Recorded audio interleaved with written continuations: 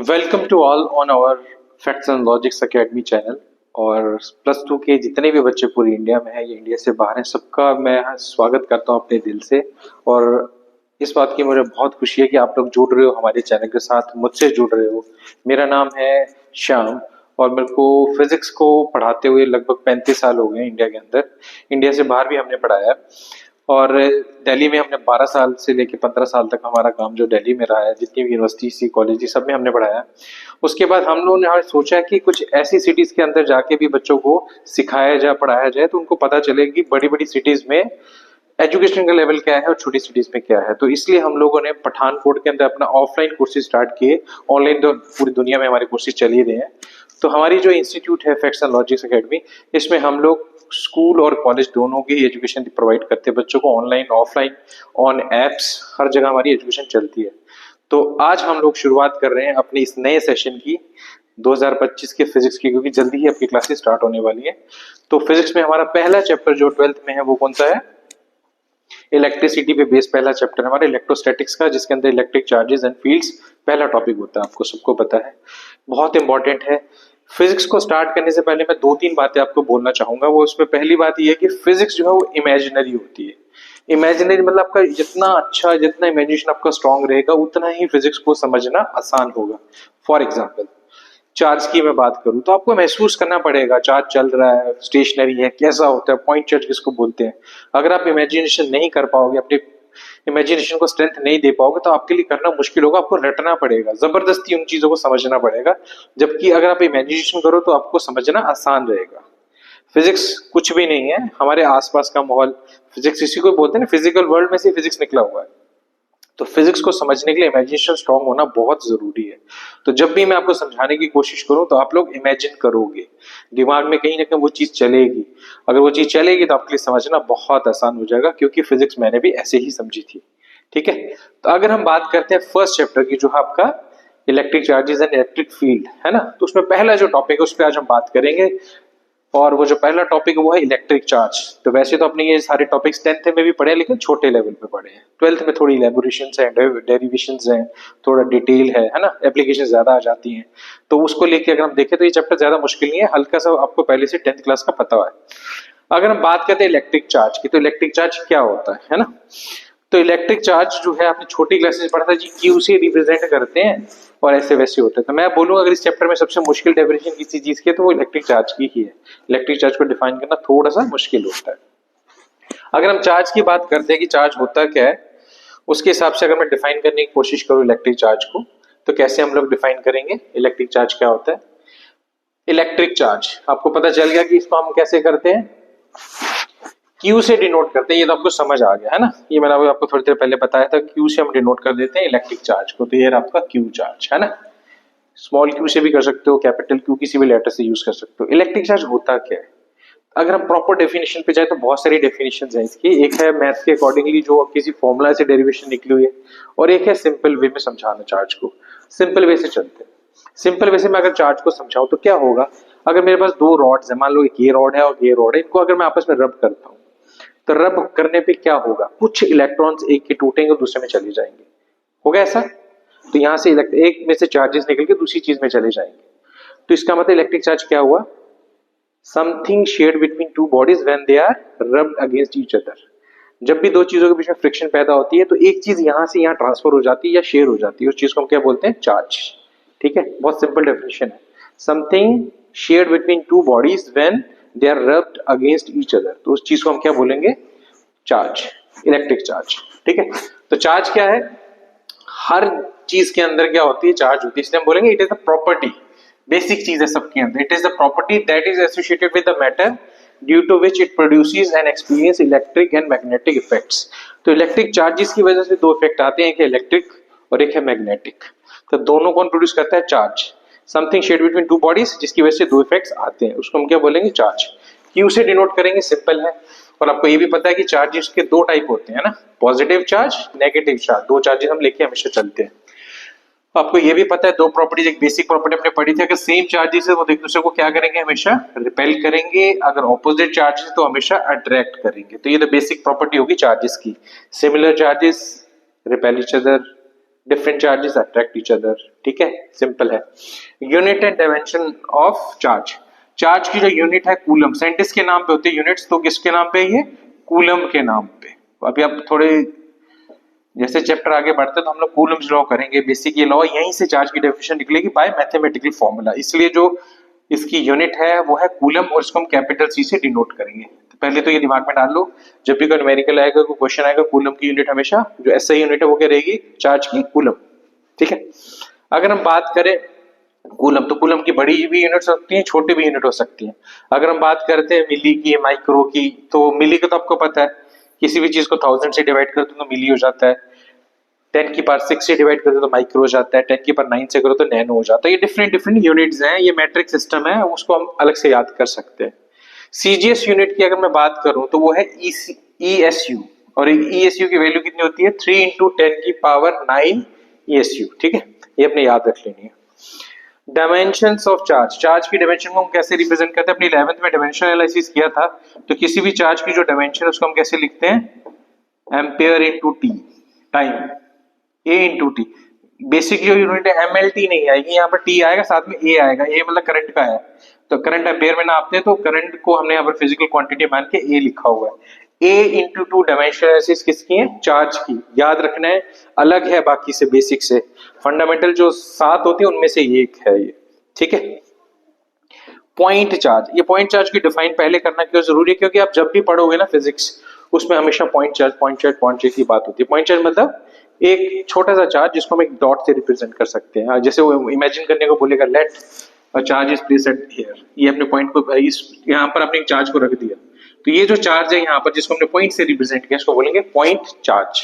बार बार हमें इमेजिन करना पड़ेगा ये, ठीक है। तो बेसिक आपको समझ आ गया चार्ज क्या होता है, उसकी डेफिनेशन क्या होती है, कितने टाइप के चार्जेस होते हैं, प्लस डायमेंशन उसकी क्या होती है, प्लस यूनिट क्या होती है। ये छोटी सी चीज हमने अभी स्टार्ट की है, ये आपके चैप्टर की स्टार्टिंग है, एक छोटी सी इंट्रोडक्शन है चार्जेस को लेके। अगर हम नेक्स्ट चलते हैं ना, नेक्स्ट अगर हम चलें तो अगला क्या है, प्रॉपर्टीज ऑफ चार्जेस। ये इंपॉर्टेंट टॉपिक है आज का हमारा इस लेक्चर के अंदर, कि चार्जेस की प्रॉपर्टीज क्या होती है। आपने छोटी क्लासेस में पढ़ी थी, कम पढ़ी थी आपने, थोड़ी थोड़ी आपने पढ़ी थी। अगर हम बात करें बड़ी क्लासेस में तो प्रॉपर्टीज भी बढ़ जाती हैं। क्या क्या प्रॉपर्टीज होंगी, चलते हैं आगे। पहला जो आपके पास है, अगर हम चार्जेस की प्रॉपर्टी की बात करें ना, तो प्रॉपर्टीज जो है बहुत सारी प्रॉपर्टीज हमारे पास, और वो उससे डिफरेंट है जो आपने छोटी क्लासेस में पढ़ी थी, वहां पर आपको एक या दो ही प्रॉपर्टीज बता दी ना। तो यहाँ पर जो प्रॉपर्टीज ऑफ चार्जेस है वो क्या है, सबसे पहले charge is a scalar quantity, ये भी हमने छोटी क्लास में पढ़ा था कि चार्ज जो है उसकी डायरेक्शन नहीं होती, जस्ट वैल्यू होती है, मैग्नीट्यूड होता है। तो किसी भी चीज का अगर मैग्नीट्यूड होता है उसको बोलते हैं स्केलर क्वांटिटी। तो चार्ज स्केलर क्वांटिटी मींस उसकी कोई डायरेक्शन नहीं होती।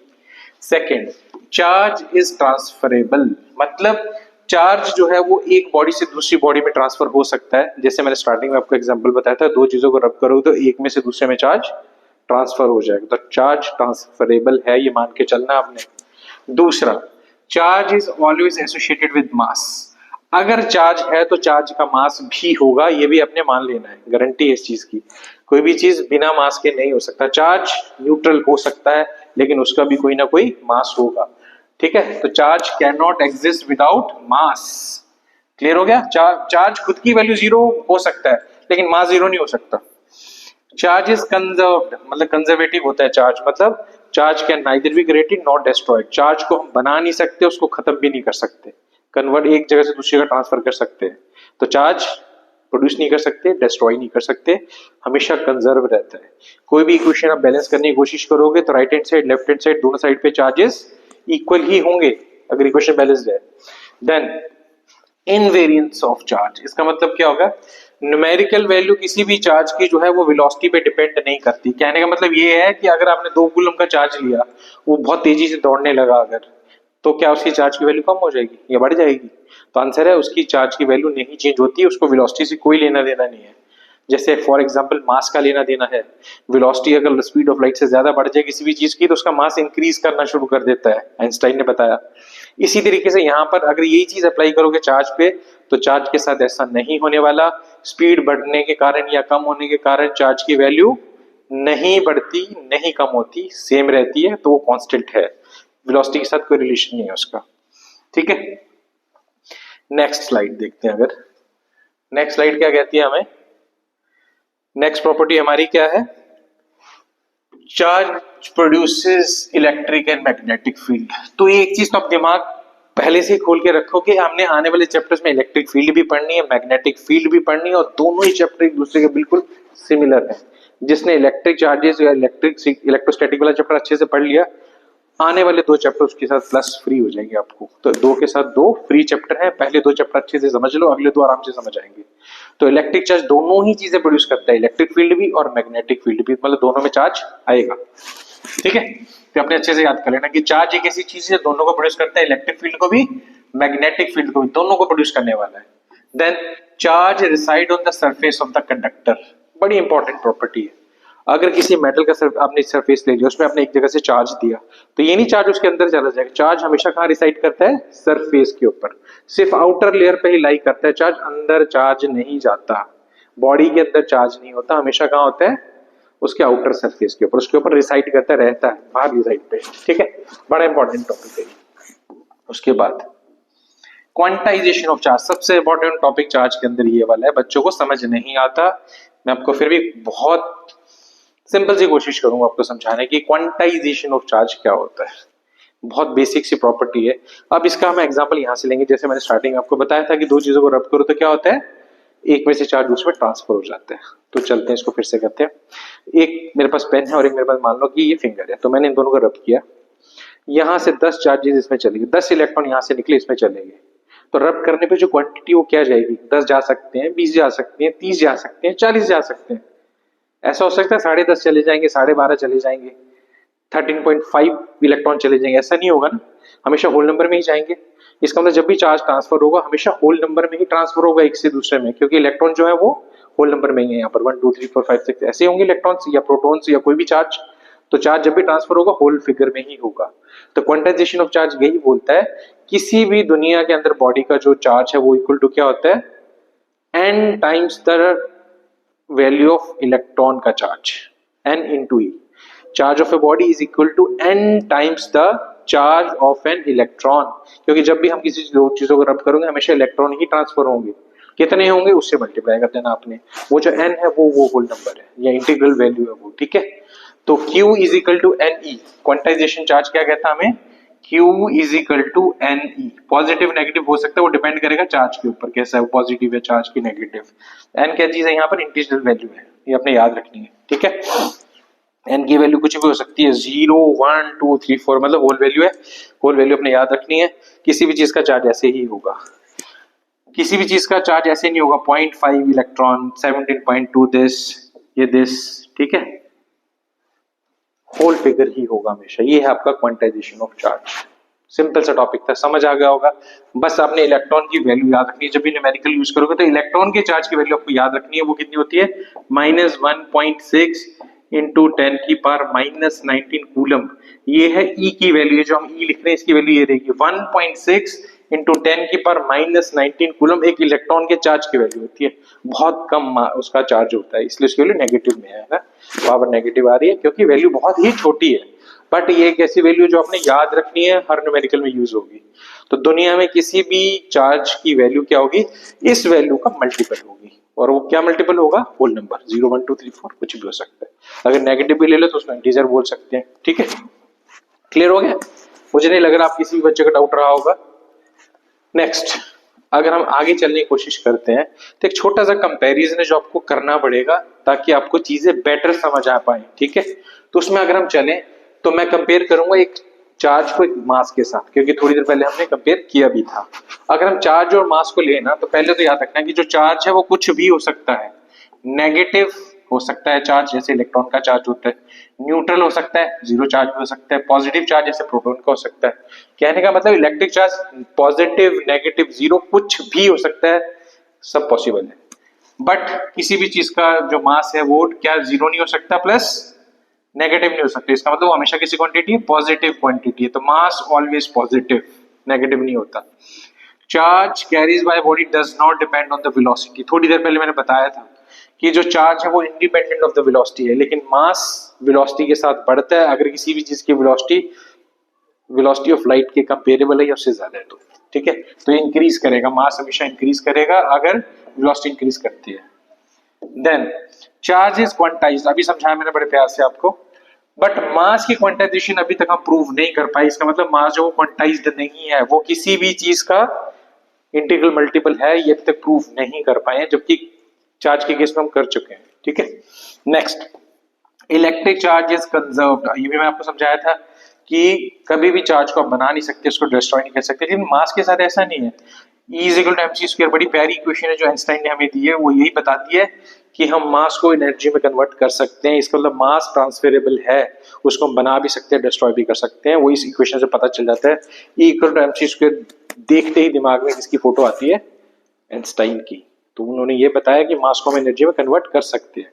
ठीक है, बट चार्ज के साथ ऐसा अभी तक प्रूव नहीं हुआ है। Next, forces between charges can be attractive और रिपल्सिव। ये तो बहुत छोटा सा एग्जांपल है, मैं आपको बता सकता हूँ। अगर सेम सेम चार्जेस है तो वो रिपेल करेंगे, अनलाइक चार्जेस है तो क्या करेंगे? अट्रैक्ट करेंगे। तो मतलब दोनों टाइप की फोर्सेस हो सकती हैं, अट्रैक्टिव भी हो सकती है, रिपल्सिव भी हो सकते हैं। लेकिन आपने न्यूटन्स लॉ पढ़ा होगा ग्रेविटेशन, उसमें क्या बताया गया कि हमेशा जो फोर्सेस है दो मासेस के बीच में हमेशा अट्रैक्टिव होती हैं, हमेशा अट्रैक्टिव। जैसे प्लैनेट्स, सन जो है प्लैनेट को अपनी तरफ खींचते हैं, दोनों एक दूसरे को खींचते हैं, मतलब अट्रैक्टिव नेचर ऑन फोर्सेस का। तो ये फोर्सेस अट्रैक्टिव हैं, ये दोनों ही हो सकती हैं, attractive as well as repulsive. Simple सा कंपैरिजन है, लेकिन दोनों में काफी डिफरेंसेस हैं, ये आपने याद रखना है। ठीक है, अब बात आती है कि क्या चार्ज को हम लोग, किसी भी बॉडी को अगर हम चार्ज कर सकते हैं कि नहीं कर सकते? तो आंसर है यस, हम बॉडी को चार्ज कर सकते हैं। नहीं तो किसी चीज में चार्ज आएगा कहां से? आप चार्ज करोगे उसको। बहुत सारे मेथड्स है जिससे हम बॉडीज को चार्ज कर सकते हैं। ठीक है, एक तो मैंने आपको बता दिया था कि अगर दो चीजों को रब करो, मतलब बाय फ्रिक्शन पॉसिबल है कि हम लोग किसी भी बॉडी को चार्ज या डिस्चार्ज कर सकते हैं। ठीक है, तो पहला है बाय फ्रिक्शन। इसका एग्जांपल मैंने आपको बड़े अच्छे से दिया। पुराने टाइम पे जब स्टार्टिंग हुई थी इस टॉपिक की, तो बहुत सारे ऐसे एग्जांपल थे हमारे पास। जैसे मैं आपको एक एग्जांपल बता रहा हूँ कि अगर हम एक ग्लास रॉड को रब करें सिल्क के साथ, तो आपके पास दो मटेरियल हो गए, glass rod and one is silk. इन दोनों को अगर एक दूसरे से रब करते हैं तो रॉड जो है वो पॉजिटिवली चार्ज हो जाती है और सिल्क जो हो जाती है वो नेगेटिवली चार्ज। मतलब इलेक्ट्रॉन कहां से कहां ट्रांसफर हुए?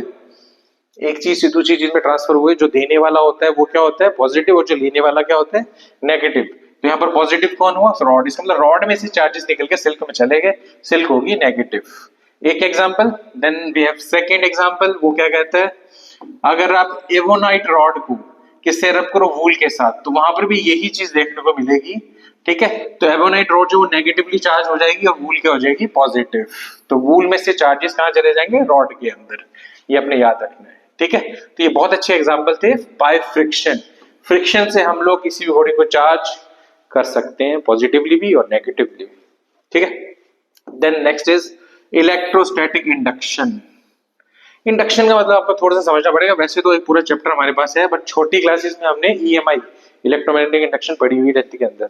इंडक्शन का मतलब होता है बिना किसी को टच किए उस पर असर डालना, दूर से अपना असर डालना, उसको बोलते हैं इंड्यूस करना, इंडक्शन। ठीक है, तो वही चीज है, अगर एक चार्ज बॉडी को दूसरी अनचार्ज बॉडी के पास ले आओगे, टच नहीं करना है, कंडक्शन नहीं करनी है आपने, दूर ही रखना है, तो सामने वाली बॉडी पे जो है चार्जेस आ जाएंगे। एक चार्ज बॉडी को अनचार्ज बॉडी के पास में रखना है, लेकिन टच नहीं करना, दूर रखना है, तो इसकी वजह से इस पे असर दिखेगा और उस पे चार्जेस आ जाएंगे। ये भी एक मेथड होगा दूसरों को चार्ज करने का। तो इंडक्शन दूसरा मेथड होगा हमारे पास। तीसरा, चार्जिंग बाय कंडक्शन। एक चार्ज बॉडी को एक अनचार्ज बॉडी के साथ वायर से जोड़ दो आप, मतलब कंडक्टिंग किसी मटेरियल से जोड़ दो, एक में से फ्लो के चार्ज दूसरे के अंदर चला जाएगा। ठीक है, फॉर एग्जाम्पल मेरे पास दो स्फीयर्स है मेटेलिक, एक है 10 कूलम का, एक में कुछ भी चार्ज नहीं है। जैसे एक वायर से मैं जोड़ूंगा, दोनों में 5 कूलम हो जाएंगे, मतलब तब तक चार्ज फ्लो होता रहेगा जब तक दोनों के अंदर बराबर या बैलेंस नहीं हो जाता। तो this is called charging by conduction. तो कंडक्शन की वजह से भी हम लोग क्या कर सकते हैं? किसी भी चीज को चार्ज कर सकते हैं। वो तीन मेथड मैंने आपको बता दिए, फ्रिक्शन, इंडक्शन, कंडक्शन। देन चलते हैं हम अगली स्लाइड की तरफ। वो क्या कहती है हमारी स्लाइड? मेथड हमारे तीनों हो गए थे। ठीक है, तीनों मेथड हमने कर लिए।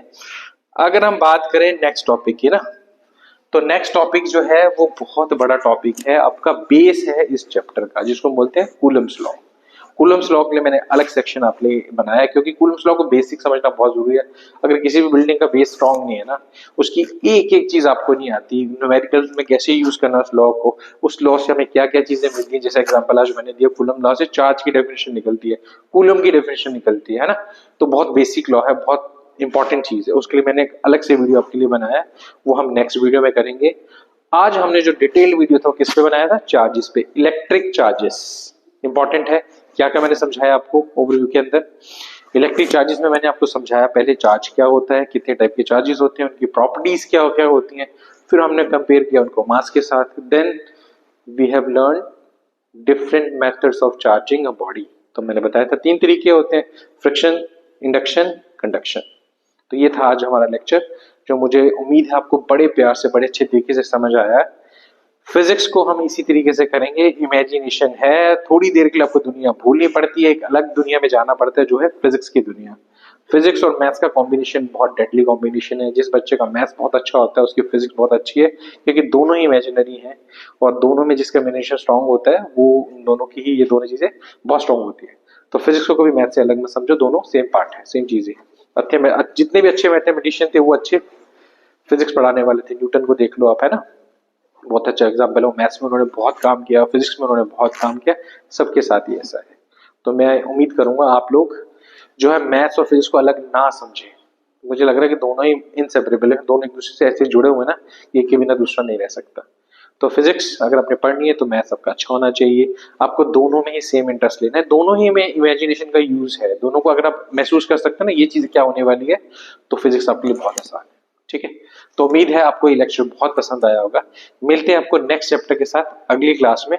तब तक इसमें कोई भी डाउट आप कमेंट जरूर करना, प्लस सब्सक्राइब और शेयर अपने जरूर करना है, क्योंकि पूरी इंडिया के बच्चों को हमने अपने साथ जोड़ना है और उनके साथ हमारा कंपटीशन होगा। मजा अकेले के लिए मजा क्या है, कंपटीशन में ही मजा है। तो सब बच्चे जब जुड़ेंगे तो पता चलेगा कि आप लोगों का कंपटीशन, आप लोगों के कमेंट्स किससे मैच करते हैं, किससे नहीं करते हैं। Thank you.